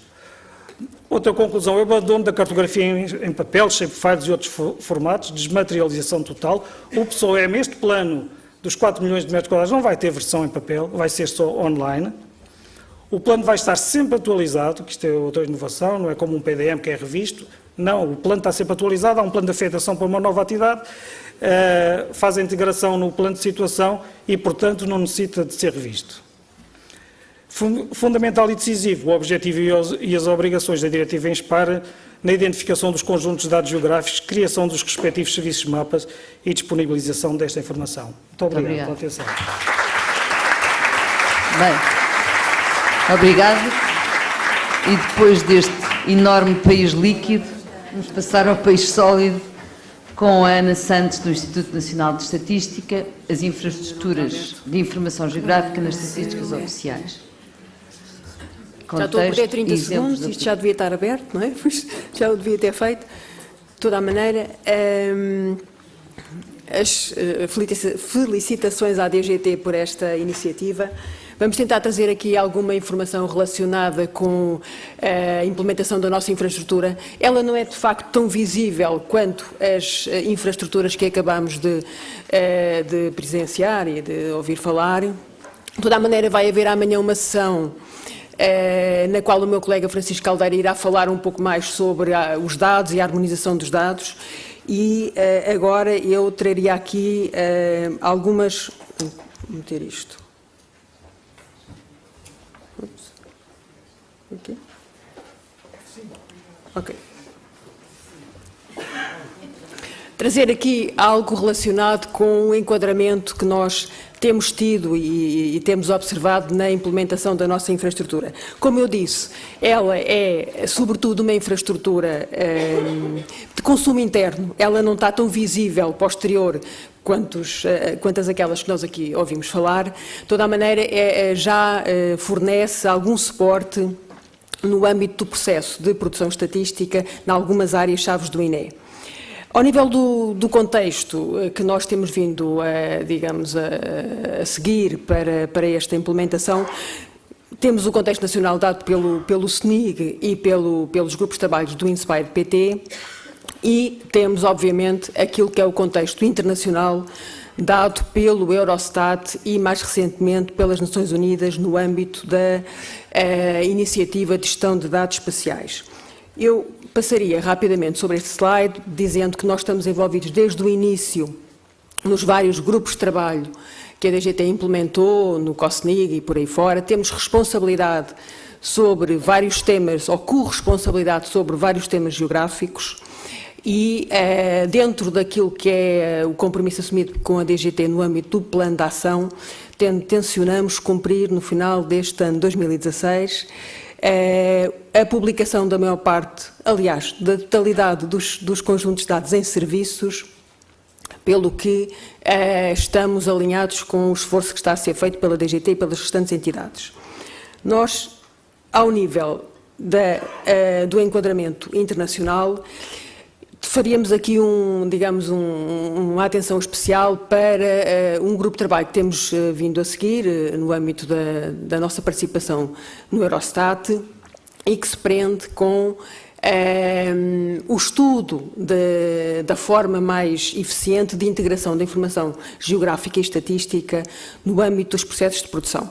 Este grupo de trabalho funcionou entre 2012 e 2014, foi uma task force e forneceu 4 ou 5 recomendações. Eu tenho aqui, não traduzi, peço desculpa, o texto em inglês. De toda a maneira, ele é claro e ele aponta sobretudo para os INEs implementarem aquilo que se chama no nosso meio um Point-Based Foundation que nos permita georreferenciar as unidades estatísticas que são inquiridas nas várias operações estatísticas. Aqui está a chave para que o INE possa, ou para que os INEs possam satisfazer as necessidades de informação em todos os âmbitos. Portanto, não se coloca se há ou não capacidade de se fazer esta ou aquela operação estatística para dar resposta a uma user need específica. Há sim aqui uma preocupação de capacitar os INEs com um sistema de uma infraestrutura espacial que possa, dentro daquilo que é o processo de produção estatística, ser integrada e no fundo, potenciar essa produção de informação estatística georreferenciada, cada vez mais a níveis de detalhes mais finos. Ao nível daquilo que é a nossa outra, digamos, fonte enquadradora desta implementação da nossa infraestrutura IIG, temos aquilo que é uma iniciativa mais recente, de 2011, das Nações Unidas, que tem a ver com a gestão da informação geográfica. E, sobretudo, com o aparecimento de uma versão regional, de um braço regional da UNGGIM, neste caso a UNGGIM Europa, que tivemos a ocasião de acompanhar um dos grupos de trabalho que funcionou, e está a funcionar, aliás, e que produziu um relatório muito interessante e que visa também estudar a forma como a informação geográfica integrada com outra informação pode permitir a implementação de melhores políticas públicas e melhores decisões. E, no fundo, era um bocadinho esta temática que eu gostaria de abordar aqui, porque fala-se em informação geoespacial, e, do ponto de vista estatístico, é eficiente e ganha-se em todo o processo de produção estatística se houver uma integração da informação geográfica com a informação estatística. Ok. 5 também recomendações que este grupo de trabalho apresentou e que rapidamente posso passar. A primeira passa por definir uma estratégia para a implementação de dados espaciais, portanto, estratégias nacionais devem ser implementadas pelos Estados-membros e essas estratégias devem alavancar aquilo que é uma estratégia de dados espaciais para a Europa. Depois também o facto dos Estados-membros, já no âmbito desta, por exemplo, de iniciativa Inspire, estarem a produzir conjuntos de dados geográficos, mas poderão, nem todos eles, servir especificamente as necessidades dos INEs. E então há que dar atenção a que as especificidades dos INEs devem ser acauteladas no âmbito daquilo que, por exemplo, é o core data, ou os dados como é que se diz, oficiais que estão a ser definidos no âmbito da UNGGIM e da UNGGIM Europa. Depois também o facto de ser comum e ser amplamente reconhecido que uma das operações estatísticas mais importantes que vai coexistir agora nos anos 20 e 21, que é o Censo 2011, ser a operação potencial para que esta infraestrutura de informação geográfica possa, de facto, responder àquilo que é o novo desafio e o novo paradigma da produção da informação censitária. Isto é, também no nosso caso, e está em curso ainda uma operação piloto do teste, portanto, uma operação teste do Censo 2021, que visa precisamente definir qual o modelo censitário que o INE deve seguir, que o país deve seguir, e a integração desta informação geográfica irá permitir definir de que molde é que este censo poderá ou não ser inovado ao nível daquilo que é o aproveitamento dos dados administrativos. Referência para aquilo que se chama um Global Statistical Geospatial Framework,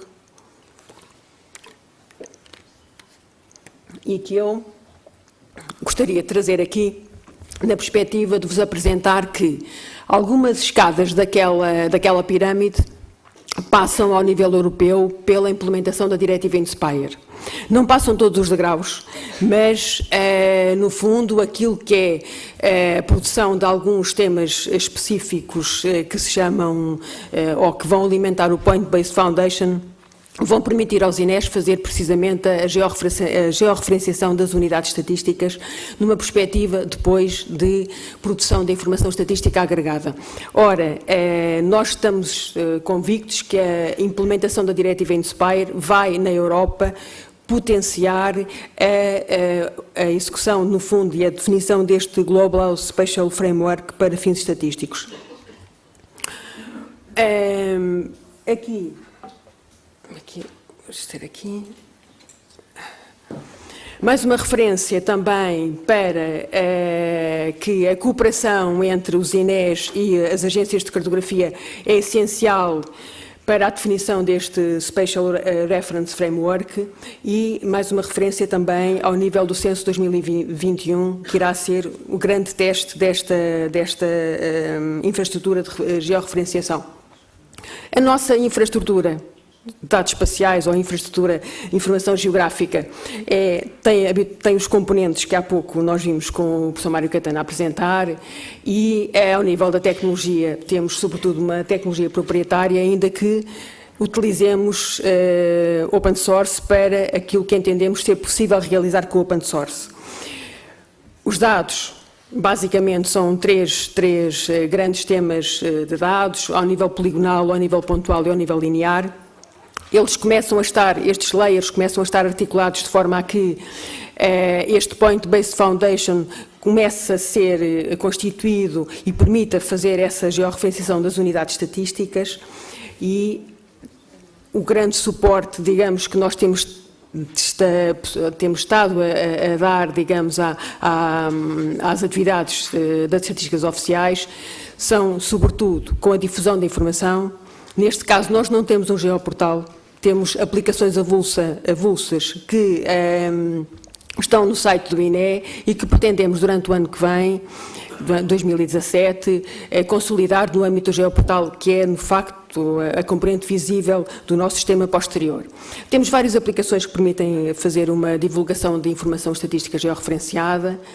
O segundo tópico, onde nós temos também procurado apoiar do ponto de vista da integração da informação espacial, é a infraestrutura de amostragem. O INE, em 2012, desenvolveu e implementou uma nova infraestrutura de amostragem, vindo a substituir aquilo que era a amostra-mãe existente já do censo de 80.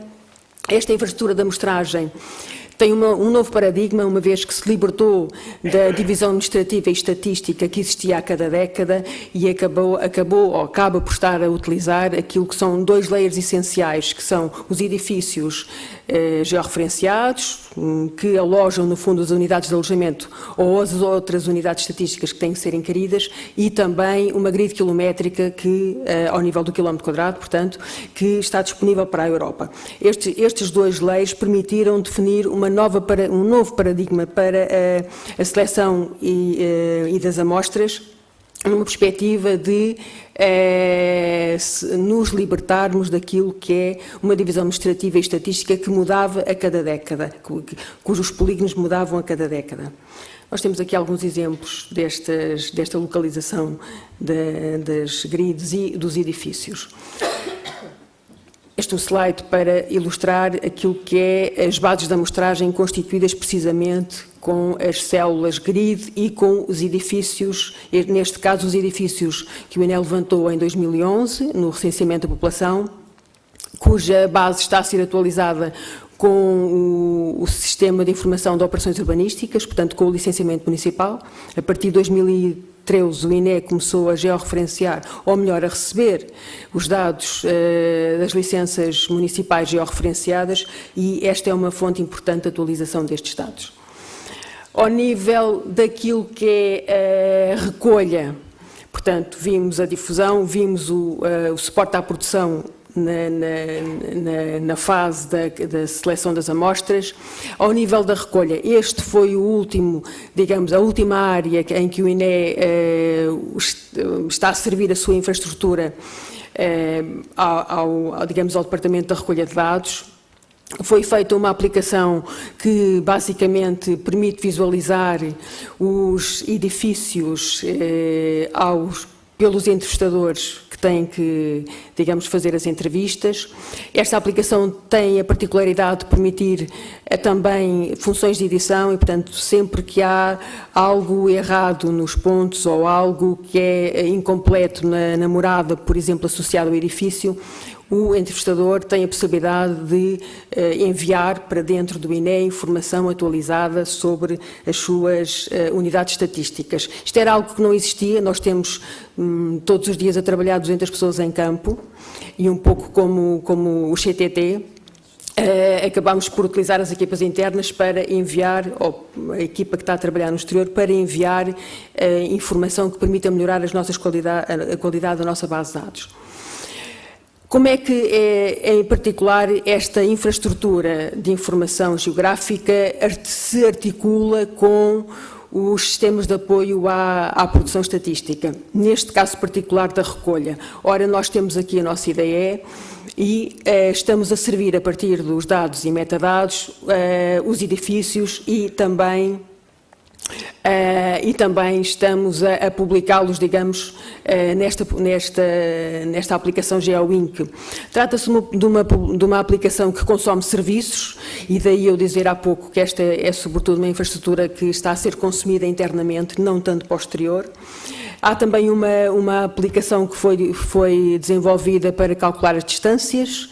Há que saber quanto é necessário pagar ao entrevistador em função da distância que ele percorre para ir inquirir a sua unidade estatística e, portanto, esta é uma primeira integração da infraestrutura. Um aspecto muito importante é a integração das várias unidades estatísticas que o INE tem. O INE acaba por ter 3 repositórios de dados completamente distintos e há que trabalhar sobre eles, uma vez que têm a mesma localização. Isto é, quer nós estejamos a falar de famílias, de empresas ou de explorações agrícolas, há um aspecto comum que é a localização. E, portanto, eu tenho aqui um exemplo para demonstrar o seguinte. Isto é um edifício na Avenida de Roma, que tem esta morada e tem um código de edifício, um identificador nacional que o INE atribuiu. Neste edifício existe o alojamento que tem aquele código. Nesse alojamento nós temos aquele representante de família.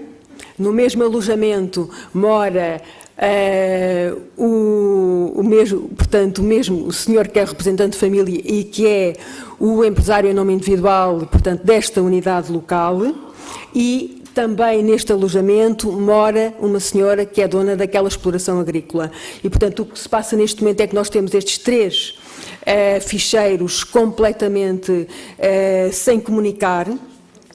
Têm ambos a mesma morada e a morada não está normalizada, a morada existe nos 3 repertórios e há que trabalhar na integração desta informação. E, portanto, se a Diretiva Inspire nos dá disposições de execução para nós tratarmos o endereço, resolve-nos um problema. E no fundo, o trabalho seguinte passa por implementar na casa um ficheiro único de moradas que esteja presente nestes 3 repositórios de unidades estatísticas.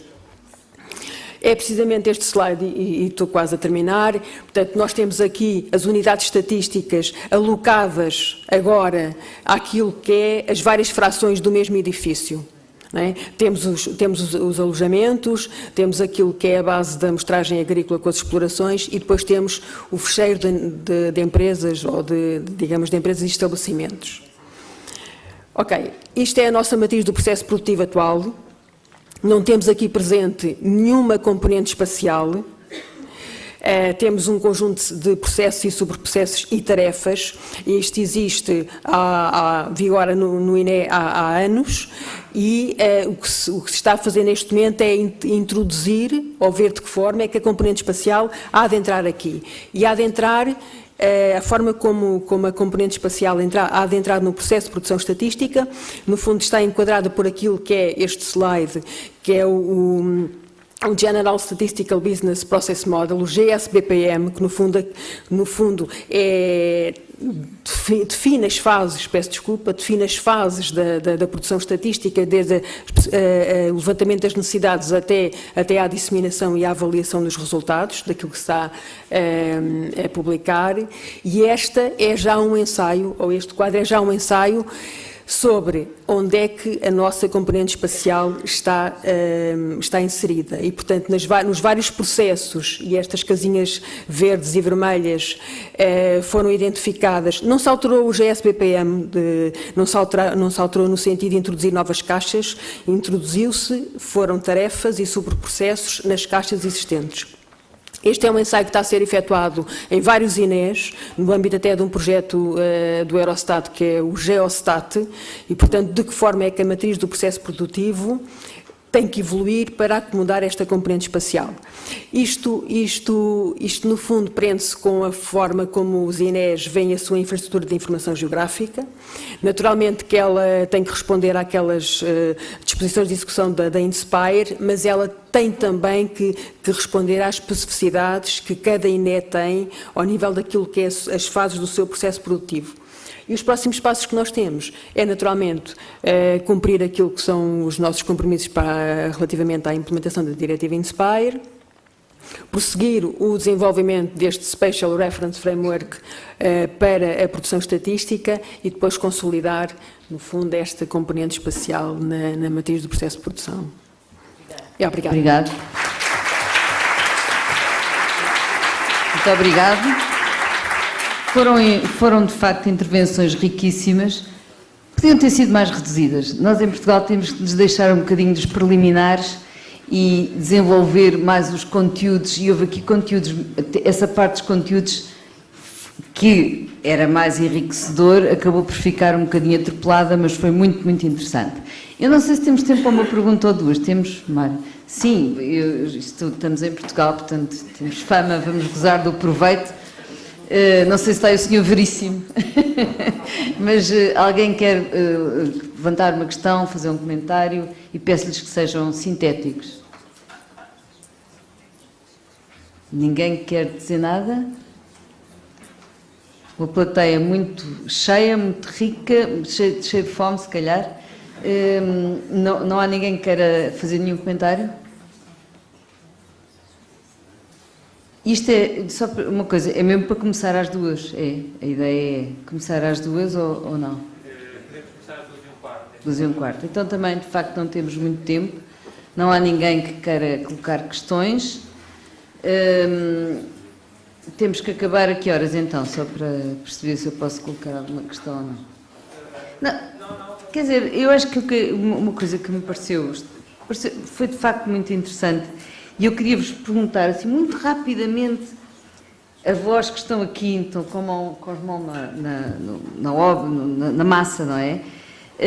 As dificuldades e barreiras, porque, por exemplo, aqui o Pinto da Costa referiu o overbooking de funções, não é? Um overbooking da administração, tarefas da administração pública e, portanto, quais são, no fundo, os obstáculos, portanto, para além de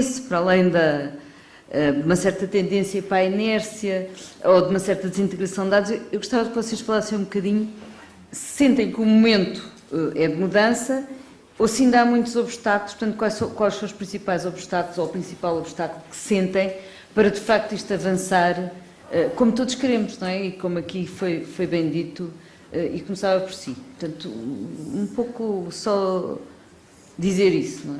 Porque sentiu-se aqui que há vontade, mas percebe-se que há inércias e que há obstáculos e há muitos anos que andamos nisto e, portanto, vê aqui mais uma janela de oportunidade para seguir ou continuamos a ter aqui umas dificuldades difíceis de ultrapassar? Bom, eu acho que a principal dificuldade que nós todos sentimos não é o entusiasmo com que nos dedicamos a estas tarefas, é de facto a falta de recursos que depois que temos para concretizar, porque isto no nosso dia-a-dia às vezes é uma pequena parte que nós nos podemos dedicar. Este ano até tem sido um ano muito dedicado, devo confessar, a estas matérias, mas no dia-a-dia o meu departamento é confrontado com realidades que não tem tempo para resolver isto. É um momento de oportunidade, sim, também, porque nós temos que agarrar estas oportunidades de estarmos juntos, de divulgarmos e de o que estamos todos a fazer e, no fundo, muito do que está aqui feito acaba por passar, talvez com alguma naturalidade, por relações pessoais que nós vamos desenvolvendo entre nós e, às vezes, não há nada como isso para conseguirmos resolver os problemas. Também essa falta de recursos que a administração pública está a ter e muitas também fusões que aconteceram acabam por também promover a cooperação, porque quando eu já não tenho dinheiro para ter o meu sistema, eu tenho que começar a partilhá-lo com outros. Mesmo que eu tenha dinheiro, não faz muito sentido não partilhar a informação. E vimos aqui vários casos, até porque depois há incoerências estranhas e quando nós combinamos a informação toda, às vezes também conseguimos melhorar a sua qualidade. Mas eu diria que é isto, não tenho assim mais... Cristina, Regina, uma de vocês quer dizer alguma... Parte, ao longo do projeto de SNIT, talvez a dificuldade que tenha sentido em termos de matérias de ordenamento do território tem sido a sucessiva alteração da legislação, que isto depois conduz a alterações, portanto já é uma matéria muito difícil o ordenamento do território, a parte territorial, por exemplo, em termos dos PDMs, portanto temos aqui componentes geográficos, pronto, tudo isso acho que é a sucessiva alteração, portanto, legislativa que obriga a reformular as bases de dados todas. E o que é difícil... E uma coisa só interessante, não era importante que essa lei voltasse para trás e que voltasse os planos especiais a terem outra vez não acham que isso era uma questão fundamental? Não, mas é que isso é muito importante. Às vezes só o tempo é que também dá para verificar. Eu aqui só falando nas questões talvez a Ana depois dê resposta a isso. Portanto, em termos de infraestruturas, que estivemos aqui a falar de informação geográfica, as sucessivas alterações legislativas são uma condicionante. Portanto, sempre que mudam a legislação, às vezes tem que terem atenção, que há um trabalho feito, e até depois para fazer estatísticas acaba por ser muito complicado. Classificações diferentes. Outra situação também em termos de ordenamento do território e, portanto, naquela altura nós mostramos a Carta do Regime do Uso do Solo. Portanto, verifica-se que em termos também há melhorias, portanto, estão a ser definidos, estamos a aprender, acho que com as dificuldades, e a nível de modelo de dados, portanto, foi desenvolvido um modelo de dados para que haja uma uniformização das classes do uso do solo. Também acho que já é um caminho, foi uma dificuldade sentida, por exemplo, só para dizer que há zonas do território ou que não são cobertas por nenhum plano, ou então há zonas sobrepostas, como disse o Sr. Ministro, que tinham câmaras, cada uma reclamava por aquele território. Pronto, em termos de ordenamento do território é isso. O resto, acho que as coisas vão funcionando, às vezes é difícil também a ligação com algumas, entre entidades, por exemplo, às vezes acaba por ser mais um relacionamento pessoal entre as pessoas nestas matérias. Portanto, são pessoas dedicadas e que trabalham. Passa a Ana, as questões... Não, a questão dos recursos limitados é, obviamente, um problema, mas pode ser uma vantagem também. A questão das pessoas se movimentarem e haver mobilidade dentro da administração faz com que, inclusivamente, as relações de colaboração sejam maiores, porque vão passando a conhecer as várias casas, digamos. Outra coisa tem a ver com as atribuições de cada entidade. Há pouco espaço para refletir, as pessoas são poucas, as pessoas têm acometidas uma série de competências que têm que ser executadas por força da lei e há muito pouco espaço para refletir. Este é um exemplo que podemos agora refletir, mas há pouco espaço para essa... Há muito trabalho, as pessoas ficam esgotadas e, portanto, se têm que deixar de fazer alguma coisa para fazer alguma coisa de novo e inovarem nos processos. Obrigada. Henrique, quer dizer alguma coisa sobre isto? Até porque é uma instituição, de certo modo, nova, não é? Sim, é uma fusão, mas estão aqui, mas Portugal, portanto, as IAE só agora é que adquire de facto mais visibilidade. Eu, para mim, só obstáculos há naturalmente, mas eu gostava era de falar nas facilidades, que tenho um conjunto de software e falando em infraestruturas um software muito evoluído à nossa disposição para resolver estes problemas e criar rapidamente o geoportal. Realmente não temos muitas pessoas, estamos aqui 100% dos administradores de SIGs, eu e a minha colega Elizabeth, não sei se quer dizer alguma coisa sobre isso. Conseguimos fazer um grande trabalho, realmente o software, a infraestrutura funciona e, portanto, isso permite-nos dar um salto em frente. Por outro lado, temos bastantes facilidades a nível, desde o diretor-geral ao diretor de serviço, os colegas estão empenhados, deixam-nos trabalhar, ouvem-nos, isso é bastante bom, haver um bom ambiente de trabalho, trabalhamos todos, é uma equipa motivada que realmente nós dizemos que somos a turma dos enjeitados, porque fomos enjeitados, viemos de muitas instituições, 4 ou 5, e realmente a mobilidade, como disse a doutora Ana Cristina, é importante mudarmos de serviço, ganhamos nova motivação, novas formas de trabalho, sem vícios. Portanto, eu só tenho a dizer facilidades, os obstáculos realmente são os procedimentos administrativos, mas isso são comuns a toda a administração pública para fazer contratações. Essa é a grande dificuldade que temos em realizar as nossas tarefas. Não sei se a colega Elizabeth qualquer coisa. Ana? Eu não me devo queixar dos recursos humanos, porque de facto não é isso que se passa no INE, pelo menos ao nível desta área da geoinformação. E suponho que será mais o ultrapassar aquilo que era a tradição. Eu se disser que a maior parte dos regulamentos e diretivas que o INE tem que responder falo sem recurso à informação geográfica, isso acontece desde há décadas. E, portanto, a integração desta componente nesse processo tem sido lenta e tem sido inovadora e tem que ser desafiadora, porque, de facto, as coisas continuam a ser reportadas ao Eurostat sem esta componente. Naturalmente que a integração desta componente traz mais valias, seja porque os dados são mais finos, seja porque se produzem novos dados por integração da informação geográfica com a informação estatística e, portanto, tudo isto são processos lentos. Eu não vejo que seja por recurso ou por falta de normativos, etc. Não. Por outro lado, também estamos a falar de bases de dados nacionais que, quando não existem, o INE teve que as criar, nomeadamente quando se trata das pequenas áreas estatísticas ou dos edifícios, e isso, de facto, se calhar é aqui o grande calcanhar daquilo, é que não há, como acontece em muitos INEs, muitos sistemas estatísticos, nomeadamente do norte, da Europa, não há quem sirva estes dados ao INE, e o INE teve que os compilar, teve que os produzir, portanto, essa é a grande dificuldade. E por isso, existindo essas bases de dados agora, elas têm que ser partilhadas, não faz sentido elas ficarem única e exclusivamente ao serviço de uma entidade, elas têm que ser partilhadas. E esse eu acho que é o grande desafio. Muito obrigada. Eu pus os obstáculos, pedi-vos isso, porque muitas vezes é isso, a identificação disso que depois nos permite avançar, não é?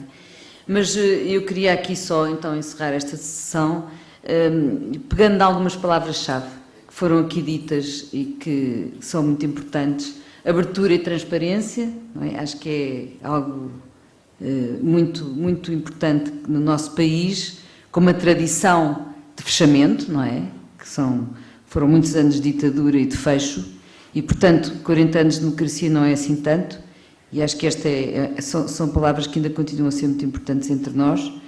A cidadania, também se falou aqui, e sem informação não há de facto participação consistente e útil, e muitas vezes os técnicos da administração pública se queixam, os cidadãos vieram participar, participaram mal, não sabem, pois não sabem porque não estão informados, portanto estão aqui a fazer um trabalho muito importante desse ponto de vista. Depois acho que o trabalho da equipe, acho que as equipas são muito importantes, e muitas vezes vocês sabem, e sabem isso bem, que não há continuidade a esse nível e isso é grave, não é? Depois, a outra palavra-chave é qualidade e integração de dados, não é? Harmonização dos conceitos, qualidade e integração de dados. A outra que me ficou aqui foi cooperação e partilha e relação pessoal. E acho isto muito interessante porque isto é um avanço muito grande da administração pública, eu tenho alguma experiência mais no âmbito da minha atividade jornalística, é difícil, às vezes é muito difícil pôr as instituições em contacto e por isso saúdo muito esta iniciativa e todos aqui, porque estão todos virados para isso. E portanto, o que eu queria era pedir-vos como público, não é? Como público que beneficia e depende da administração pública, que não deixem esta tarefa, que é também a vossa força. Esta tarefa é isto que vos dá força e se trabalharem em rede e em equipas coesas e duradouras, aproveitando as conjunturas favoráveis, não é? As fissuras no sistema, como o Ribeiro Teles tinha sempre essa ideia, temos que aproveitar as fissuras no sistema ou as conjunturas favoráveis para que este processo se torne de facto imparável e acabarmos com o para-arranca nesta matéria que é muito frustrante para todos vós e para todos nós. Muito obrigado e muita energia e convicção para esta nova tarefa. Obrigada.